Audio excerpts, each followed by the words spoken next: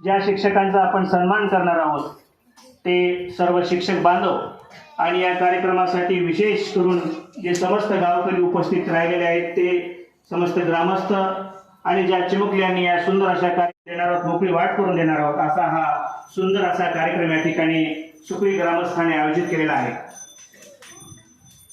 अंधकारमय अज्ञानातून बाहेर निघण्यासाठी ज्ञानरूपी सूर्याची गरज असते। अंधश्रद्धेने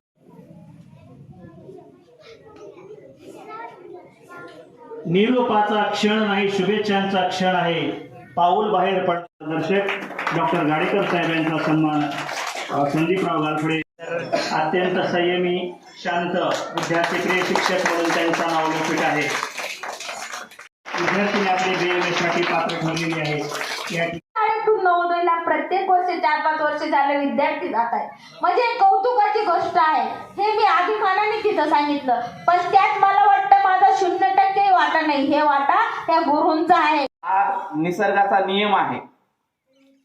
तसंच बदली हा प्रशासकीय कामकाजाचा एक अविभाज्य घटक आहे।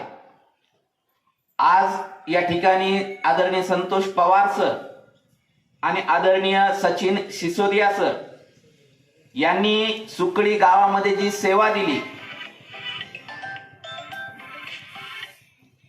सर कार्यक्रमामध्ये थोडं सुकळी गावामध्ये यांनी जी सेवा दिली तर ती सेवा खरंच अप्रतिम अशी सेवा झालेली आहे त्यांची।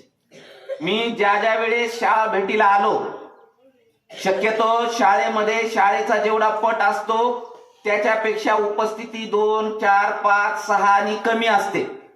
मात्र मला 11 वर्षात म्हणजे विस्तार अधिकारी पदावर मी 11 वर्षापासून काम करतोय, मला एकमेव शाळा अशी मिळाली की जिथं पटापेक्षा उपस्थिती जास्त असणारी ही शाळा इथं सापडली। आम्ही त्यावेळेस सरांना विचारलं सुद्धा, सर आपला पट तर मला वाटतं 62च्या आसपास काही पट होता आणि विद्यार्थी 70च्या घरात होते, कस काय हो सर? मग त्यांनी सांगितलं, सर बोदेगाववरून काही विद्यार्थी इथं येतात, ऍडमिशन तिकडं आहे मात्र विद्यार्थी इथं आहे। सर तुमचं दोघांचंही मी मनापासून खूप खूप अभिनंदन करतो।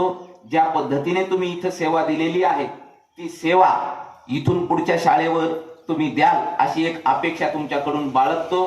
त्याचबरोबर दोन्हीही गुरुवर्य जे इथं जॉईन झालेले आहेत, आदरणीय येळवंते सर यांचंही काम खूप चांगलं आहे, आदरणीय विखे सर यांचंही काम खूप चांगलं आहे आणि ते चांगलं काम या ठिकाणी उत्कृष्ट अतिउत्कृष्ट कसं होईल या दृष्टीनं ते निश्चितच प्रयत्न करतील अशी मला या ठिकाणी खात्री वाटते।